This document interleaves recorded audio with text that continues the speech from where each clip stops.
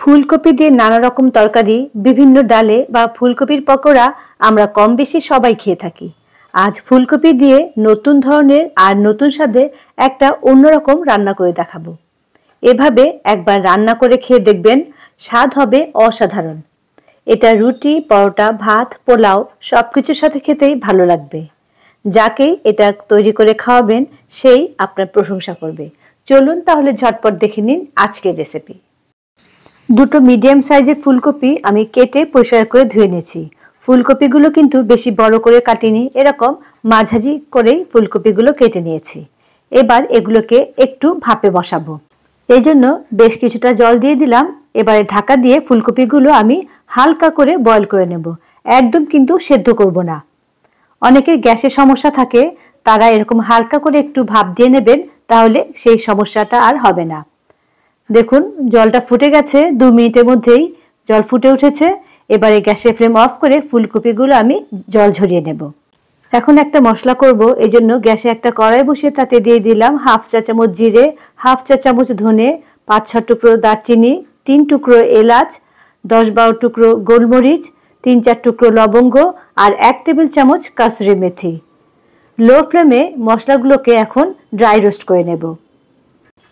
4-5 মিনিটের মধ্যে মশলাগুলো সুন্দর ভাজা হয়ে গেছে, সুন্দর একটা গন্ধ কিন্তু বেরিয়েছে। এবারে গ্যাসের ফ্লেম অফ করে মশলাটা সম্পূর্ণ ঠান্ডা করে নেব। তারপর একটা মিক্সার গ্রাইন্ডারে নিয়ে নিলাম। এবারে একদম মিহি করে এটাকে গ্রাইন্ড করব। দেখুন এরকম মিহি করে গ্রাইন্ড করে নিয়েছি। এখন একটা বাটিতে নিয়ে নিলাম 4-5 টেবিল চামচ টক দই, 1 চা চামচ কালারের জন্য কাশ্মীর লঙ্কার গুঁড়ো, 1/2 চা চামচ হলুদের গুঁড়ো, স্বাদ মতো নুন আর 1.5 টেবিল চামচ সেই ভাজা মশলাটা। ভালো করে ফেটিয়ে এটাকে একটা সাইডে এখন রেখে দেব। কড়াইতে কিছুটা সাদা তেল গরম করে নিয়েছি, দিয়ে দিলাম 1/2 চা চামচ আদা বাটা, 1/2 চা চামচ রসুন বাটা, 1/2 চা চামচ কাঁচা লঙ্কা বাটা, স্বাদ মতো নুন আর খুব সামান্য হলুদ। মিডিয়াম টু লো ফ্লেমে মশলাগুলোকে খুব ভালো করে এবারে কষিয়ে নেব। হলুদটা কিন্তু খুবই কম ব্যবহার করবেন এখন, কারণ মশলাতে কিন্তু অলরেডি হলুদ পরিমাণ মতো দেয়াই আছে। ভালো মতো কষানো হয়ে গেছে। এবারে সেদ্ধ করে রাখা ফুলকপিগুলো দিয়ে দিলাম।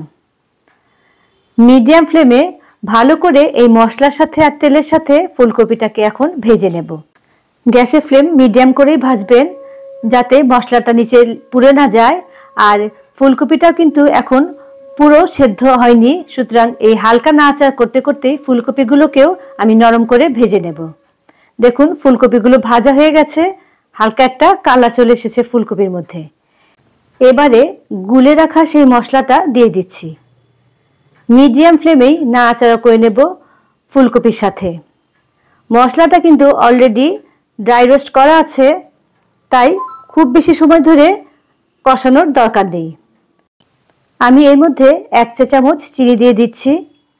হালকা হাতে ভালো করে মিশিয়ে নেব। কষাতে কষাতে দেখুন ফুলকপি থেকে কিন্তু বা মশলা থেকে তেল বেরিয়ে গেছে। এখন আমি এর মধ্যে দিয়ে দিলাম কিছুটা জল। খুব বেশি গ্রেভি যেহেতু হবে না, তাই খুব বেশি জল কিন্তু দেবেন না। আর জলটা কিন্তু আমি হালকা গরম জল ব্যবহার করেছি। জলের সাথে মশলাটা ভালো করে মিশিয়ে ফুলকপিটাকে এখন আমি ফুটিয়ে নেব মিডিয়াম ফ্লেমে। আর ওদিকে গ্যাসে আরেকটা কড়াই বসিয়ে তাতে দিয়ে দিলাম 2 টেবিল চামচ সাদা তেল। তেল গরম হয়ে গেছে, দিচ্ছি অল্প একটু সাদা জিরে আর কিউব করে কেটে রেখেছি এখানে পেঁয়াজ, ক্যাপসিকাম আর টমেটো, সেটা দিয়ে দিলাম। সাথে দিচ্ছি 3-4টে কাঁচা লঙ্কা চেরা, স্বাদ মতো নুন দিয়ে দিলাম। মিডিয়াম ফ্লেমে এগুলোকে এখন আমি হালকা করে ভেজে নেব। পেঁয়াজ, ক্যাপসিকাম হালকা নরম হয়ে গেছে, তবে ক্রাঞ্চি ভাব কিন্তু আছে এখনো। এবারে ফ্লেমটা অফ করে দিলাম। ওদিকে আলু ফুলকপিও কিন্তু ঝোলটা অনেকটাই কমে গেছে। এখন সেই ভেজে রাখা পেঁয়াজ, ক্যাপসিকামটা আমি এর মধ্যে দিয়ে দিচ্ছি। সাথে সাথে দিচ্ছি কিছুটা ধনেপাতা কুচি।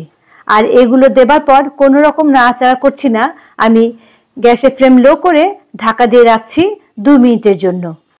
ঠিক 2 মিনিট পর ঢাকনাটা তুলে নিলাম। এবারে হালকা হাতে আমি সবকিছু মিশিয়ে দেব। তারপরে গ্যাসের ফ্লেম এখন অফ করে দিচ্ছি। রেডি হয়ে গেল ফুলকপির নতুন ধরনের একটা তরকারি। বাজারে কিন্তু এখনো অনেক দিন ফুলকপি বাঁধাকপি পাওয়া যাবে, তো আমাদের অনেক দিনই এখনো ফুলকপি খেতে হবে। ফুলকপির তো নানা রকম রেসিপি আপনারা খেয়েছেন, তাই একবার অন্তত এভাবে ফুলকপির রেসিপিটা খেয়ে দেখুন, আশা করি আপনাদের ভালো লাগবে।